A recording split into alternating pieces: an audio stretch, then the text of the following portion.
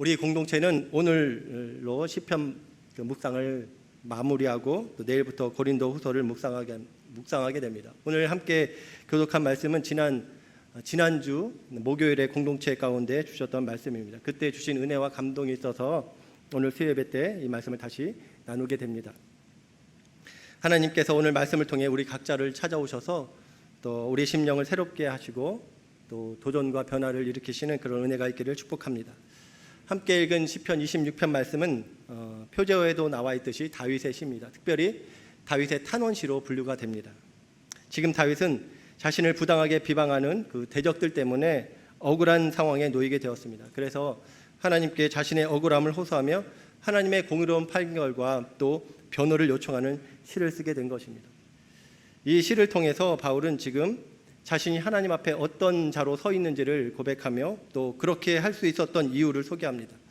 오늘 본문 1절과 2절에 보면 다윗이 이런 고백을 하죠. 우리 1절과 2절 말씀 같이 한번 읽어보도록 하겠습니다. 자, 시작. 내가 나의 완전함에 행하였사오며 흔들리지 아니하고 여호와를 의지하였사오니 여호와여 나를 판단하소서. 여호와여 나를 살피시고 시험하사 내 뜻과 내 양심을 단련하소서. 나는 하나님 앞에 완전하게 행했습니다. 흔들리지 않았고 나는 죄를 짓지 않았습니다. 나를 한번 살펴보시고 시험해 보십시오. 판단해 보십시오. 나는 떳떳합니다 라고 지금 다윗이 하나님 앞에 자신의 무죄함과 의로움을 주장하고 있는 것입니다. 그런데 여러분, 이런 다윗의 주장을 들을 때 어떤 마음이 드시나요? 저는 처음에 이 말을 들을 때 의문이 생기고 처음에 거부감이 들었습니다. 여러분, 사실 누가 하나님 앞에 나는 완전합니다, 나는 의롭습니다 할 수 있는 사람이 누가 있겠습니까? 성경은 모든 사람이 죄를 범하였음에 하나님 앞에 하나님의 영광이 이르지 못하니라고 말씀합니다. 그리고 또 의인은 없나니 하나도 없다라고 분명히 말씀합니다. 그런데 지금 다윗은 자신은 완전하다고, 나는 잘못한 것이 없다고, 나는 의롭다고 그렇게 하나님 앞에 항변하고 있는 것입니다. 한번 생각해 보세요.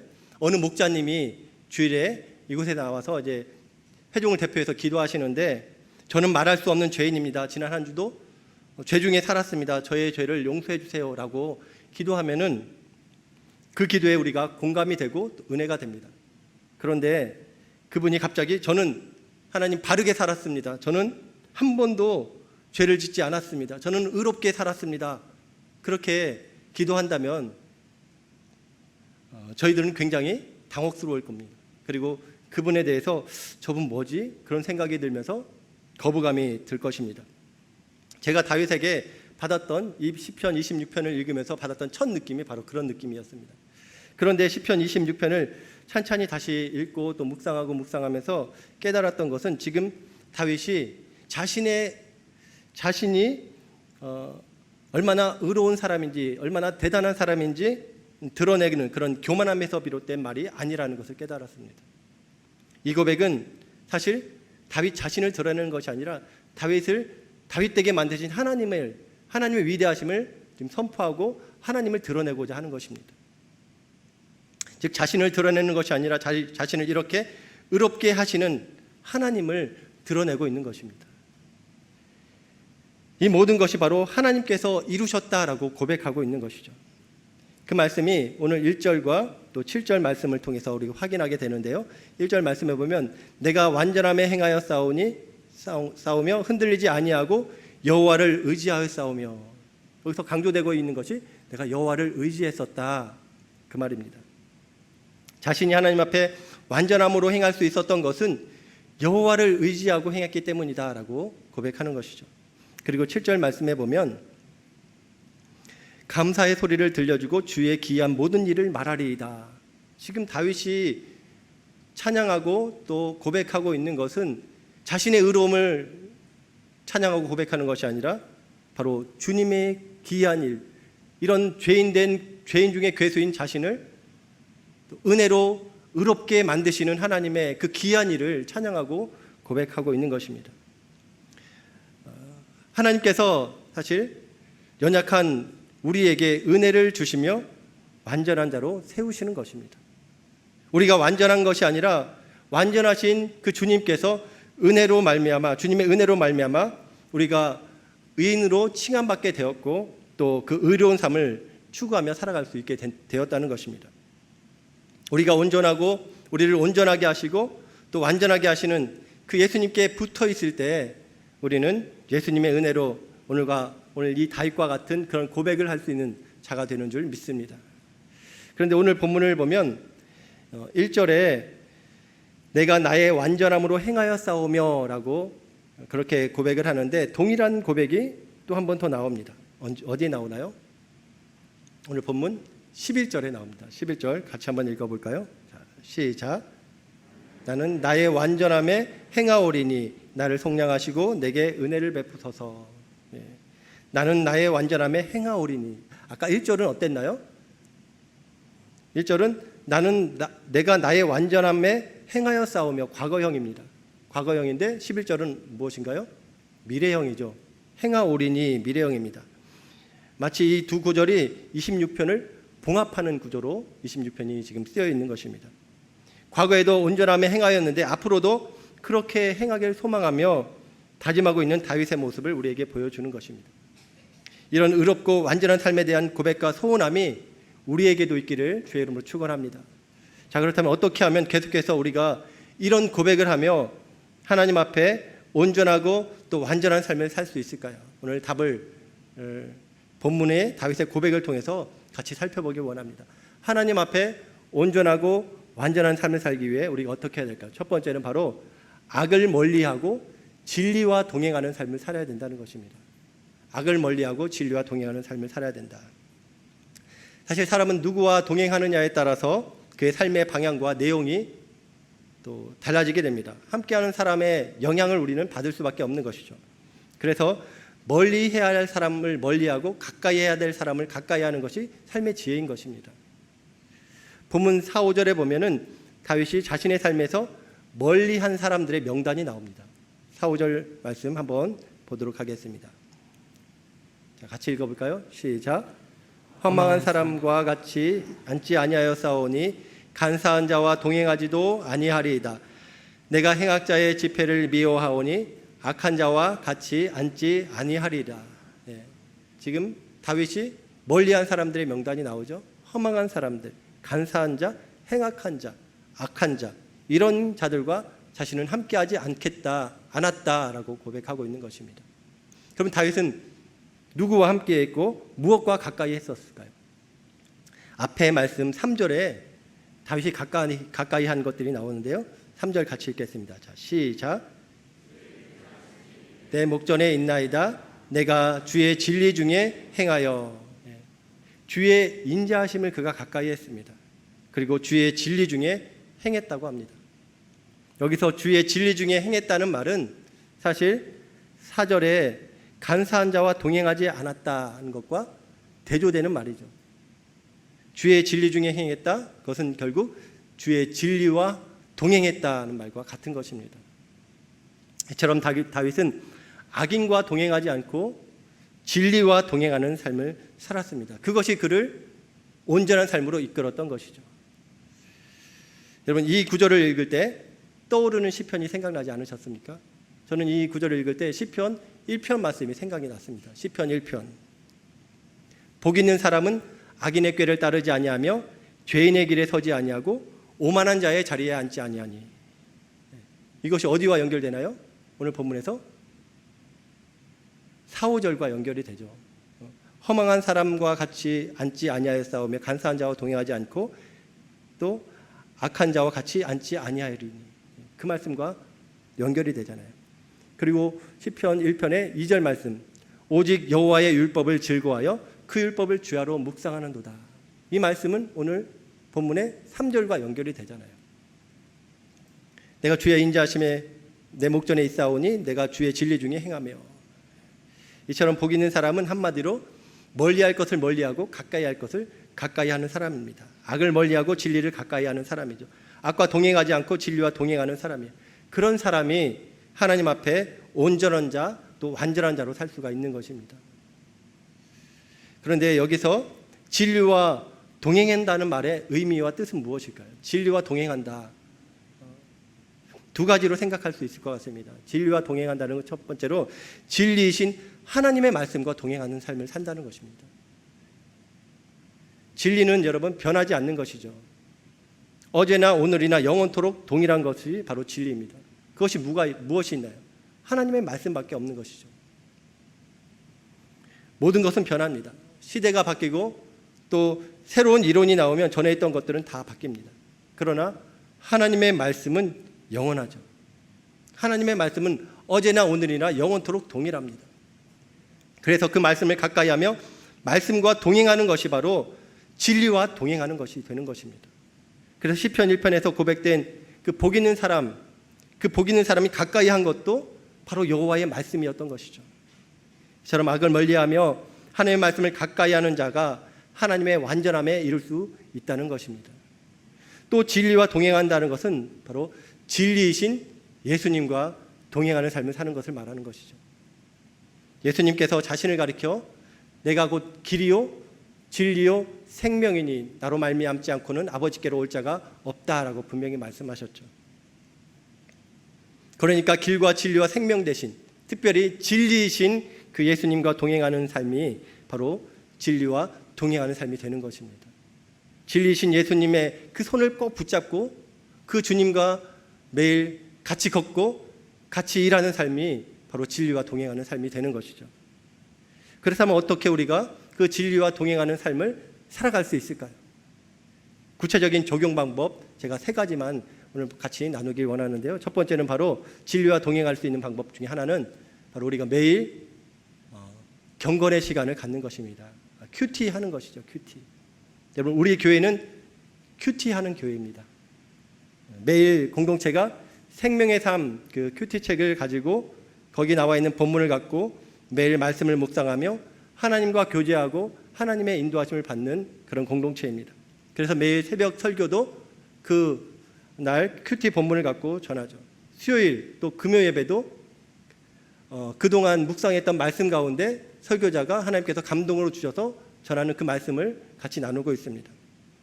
이렇게 매일 말씀을 묵상하며 주님과 교제하는 삶이 곧 진리와 동행하는 삶이 되는 것입니다. 그래서 생명의 삶 책 첫 장을 열어보면 사진과 함께 생명의 삶의 캐치프레이즈가 적혀 있는데 뭐라고 적혀 있나 한번 볼까요? 한번 보여주세요. 예, 우리 같이 한번 읽어볼까요? 자, 시작. 생명의 삶은 말씀으로 예수 그리스도의 생명을 누리고 예수 그리스도의 삶을 살게 합니다. 오늘 예수 안에 살다. 멋지지 않나요? 저는 이 문구를 보면서 가슴에 확 와닿더라고요. 생명의 삶은 말씀으로 예수 그리스도의 생명을 누리고 또 그 예수 그리스도의 삶을 살아가게 한다는 것입니다. 바라기는 우리 모든 늘사랑의 지체들이 이 생명의 삶으로 매일 생명 되신 예수님을 누리고 그 생명 되신 예수님의 삶을 또 이어 살아가는 우리 모두가 되기를 주의 이름으로 축원합니다. 생명의 삶으로 깊이 묵상하면 좋겠지만 그것이 아직 훈련되지 못하신 분이라면 이 큐티책의 하루 분량만이라도 내가 소화하고 가면은 그날 하나님이 주신 은혜가 넘칠 것입니다. 하루 15분 정도 시간을 구별해서 말씀을 하나님과 교제하시기 바랍니다. 큐티책에 나와 있는 찬송가로 찬양을 부르고 또 본문을 읽고 본문 해설이 나와 있는 그 부분을 읽으며 본문의 내용을 이해하고 또 묵상 에세이를 통해서 깊이 생각할 수 있는 그 이야기를 읽고 또 오늘의 기도가 있습니다. 오늘의 기도를 나의 기도 삼아서 올려드리는 것입니다. 이렇게 우리가 이 큐티책만 꼭꼭 씹어 먹어도 우리 개인의 영성 형성에 큰 유익이 있을 것입니다. 아직 큐티 생활을 하지 못하신 분들이나 또 하다가 중단되신 분들 있다면 다시금 시작할 수 있는 은혜가 있기를 주의 이름으로 축원합니다. 오늘 예수 안에 사는 그 은혜가 있기를 축복합니다. 두 번째 진리와 동행하는 삶의 구체적인 방법 두 번째는 바로 말씀을 암송하는 것입니다. 말씀 암송. 시편 1편 2절에 보면은 그의 율법을 주야로 묵상한다라고 고백하죠. 주야로 묵상한다. 묵상한다는 말은 읊조린다 또 작은 소리로 중얼거린다는 뜻을 갖고 있습니다. 바로 말씀 암송을 뜻하는 것입니다. 말씀 암송. 여러분 우리 교회는 말씀 암송에 대한 추억이 있는 교회죠. 로마서 전체를 우리가 암송했었죠. 매일 한 구절씩 300번 아멘 하면서 로마서 암송의 긴 여정을 우리가 걸어왔습니다. 그 기간 동안 얼마나 많은 은혜와 간증들이 있었습니까? 제가 어느 분을 아는데 그분은 지금 다 끝났는데도 그분이 매일 하는 삶의 루틴하게 돌아가는 일 가운데 하나가 바로 이 로마서 암송이라고 이렇게 하시더라고요. 지금까지 하시는 것입니다. 어찌 그분의 삶에 이런데 말씀의 능력이 나타나지 않을 수 있겠습니까? 매일 말씀이 살아있는데 어찌 그 영혼이 살아나지 않고 그 삶이 살아나지 않겠습니까? 우리 모두가 다시 말씀 암송의 좋은 습관을 새길 수 있기를 주의 이름으로 축원합니다. 우리가 했던 로마서 암송처럼 책 한 권을 갖고 300번 아멘하면서 하셔도 좋고, 아니면 한 장, 정말로 우리 성경에서 중요한 장들이 또 있죠. 그 장들을 갖고 암송을 하는 것입니다. 또 1:1 제자 양육 교재에 나오는 필수 암송 구절을 암송해도 좋고, CCC에서 제공되는 말씀 암송 카드를 활용해도 좋을 것입니다. 또 하나는 제가 자주 사용하는 암송 방법인데요, 바로 매일 큐티하면서 밑줄 긋기 하신 그 구절을 갖고 하루 동안 암송하는 것입니다. 그러면 굉장히 유익한 것이 참 많이 있습니다. 뭐가 유익하냐면 그날 묵상했던 말씀들이 계속 또 떠오른다는 것입니다. 그리고 그날 하루 중에 이 암송한 그 말씀이 필요한 분을 만나 그 말씀으로 그분을 격려할 수 있다는 것이에요. 그리고 암송한 그 말씀이 우리를 죄의 유혹으로부터 어떤 또 시험으로부터 보호하고 또 지키는 그런 역할들을 하는 것을 경험하게 된다는 것입니다. 바라기는 말씀 암송으로 진리와 동행하는 그 하루를 살아갈 수 있기를 축복합니다. 말씀 암송을 통해 진리이신 예수님을 만나고 말씀 암송을 통해 그 진리이신 예수님을 늘 품고 살아가는 우리 모두가 되기를 주의 이름으로 축원합니다. 세 번째, 어떻게 우리가 진리와 동행하는 삶을 살 수 있을까? 세 번째는 바로 24시간 그 예수님을 바라보는 훈련을 하는 것입니다. 예수님을 의식하며 사는 것이죠. 네 안에 임재하신 그 예수님을 바라보며 그 주님과 대화 나누는 삶을 살아가는 것입니다. 여러분, 다윗이 그런 삶을 살았습니다. 시편 16편 8절에 보면 그는 의지적으로 코람데오, 하나님 앞에 있다는 사실을 기억하면서 그렇게 살았죠. 시편 16편 8절 말씀 같이 한번 읽어보겠습니다. 시작. 내가 여호와를 항상 내 앞에 모심이여 내가 나의 오른쪽에 계심으로 내가 흔들리지 아니하리로다. 아멘. 다윗이 완전함에 행할 수 있었던 비결이 바로 이 코람데오의 삶을 살았기 때문이라는 것입니다. 하나님을 24시간 자신 앞에 모셔서 그분을 의식하고 살았기 때문에 다른 것들로 인해 유혹이나 어떤 두려운 문제로 인해 그가 흔들리지 않았다는 것이죠. 이런 코람데오 훈련, 그 훈련 가운데 또 좋은 것이 바로 영성일기를 쓰는 훈련이 있습니다. 영성일기. 오늘 하루 예수님을 의식하며 살았던 삶의 기록들을 남기는 것입니다. 저도 일기를 쓰고 있는데요, 하루 일과를 정리할 때도 있지만 더 많은 경우 오늘 하루 경험한 일들 가운데 하나님의 은혜를 생각하고 하루의 삶 가운데 드러난 하나님의 선하심을 찾아 기록으로 남기고 또 하나님을 찬양하고 또 회개하고 기도하는 시간으로 그 일기를 통해 그런 시간을 갖는 것입니다. 어쩜 지금 이 다윗의 시도 바로 다윗의 영성일기라고 할 수 있는 것이죠. 24시간 주님을 바라보며 써내려간 기도가 바로, 기도의 시가 바로 이 시편일 것입니다. 사랑하는 여러분, 이처럼 우리 삶이 주님 인정하시는 온전한 삶, 칭찬하시는 거룩한 삶이 되기 위해 우리가 더욱 악을 멀리하고 말씀을 가까이 하길 주의 이름으로 축원합니다. 또 진리이신 예수 그리스도를 바라보며 그분과 동행하는, 그래서 주님께서 우리를 완전한 가운데 세우시는 은혜가 있기를 주님의 이름으로 축원합니다. 아멘. 아멘. 두 번째, 하나님 앞에 온전하고 완전한 삶을 살기 위해 우리 어떻게 해야 될까요? 두 번째는 바로 신령과 진정으로 하나님을 예배하는 삶을 살아야 한다는 것입니다. 하나님 앞에 완전하고 온전한 삶, 그 삶은 우리의 삶의 목적과 관련이 있습니다. 하나님은 우리를 당신을 예배하는 자로 창조하셨습니다. 그래서 우리가 그 목적대로 살아갈 때 우리 하나님 가장 큰 영광을 받으시고 우리 삶을 온전하다, 완전하다 인정하시는 것입니다. 오늘 본문에 다윗이 그런 삶을 추구했습니다. 오늘 본문에 보면 다윗이 이 시를 쓰는 장소가 어디인지를 또 추측해 볼 수 있는 구절들이 있습니다. 먼저 8절 말씀 한번 보도록 할까요? 8절 같이 읽겠습니다. 자, 시작. 내가 주께서 계신 집과 주의 영광이 머무는 곳을 사랑하오니. 아멘. 자, 시인이 사랑하는 곳 어디인가요? 주의 영광이 머무는 주님이 계신 집, 바로 주님을 예배하는 성전을 그가 사모한다라고 고백하는 것이죠. 지금 그곳에서 다윗이 이 시를 쓰고 있는 것입니다. 그리고 6절에서 8절 말씀을 보면 이 성전에서 다윗이 행한 일들을 보여주고 있죠. 6절과 7절 말씀 제가 한번 읽어보겠습니다. 여호와여, 내가 무죄함으로 손을 씻고 주의 제단을 두루 다니며 감사의 소리를 들려주고 주의 기이한 모든 일을 말하리이다. 손을 씻었다, 제단을 두루 돌아다녔다. 이 표현이 바로 성전에서 제사를 드릴 때 제사를 집례하는 모습을 상징하고 또 보여주는 것이죠. 손을 씻는 것은 제사장이 하나님께 제사 드릴 때 정결례를 행하는 것이죠. 물두멍에 손을 씻는 것이죠. 그리고 제단을 두루 다닌다는 것은 제사장이 제단을 왔다 갔다 하면서 집례를 하는 모습을 또 보여주고 있습니다. 이처럼 다윗은 성전에서 손을 씻고 제단을 다니며 감사의 노래를 하고 자신을 위해 또 주께서 행하신 놀라운 일을 선포하며 찬양하고 있는 것입니다. 이것은 다윗이 성전에서 예배드리는 모습을 보여주고 있는 것이죠. 이처럼 다윗은 성전 중심의 삶, 또 예배 중심의 삶을 살았던 것입니다.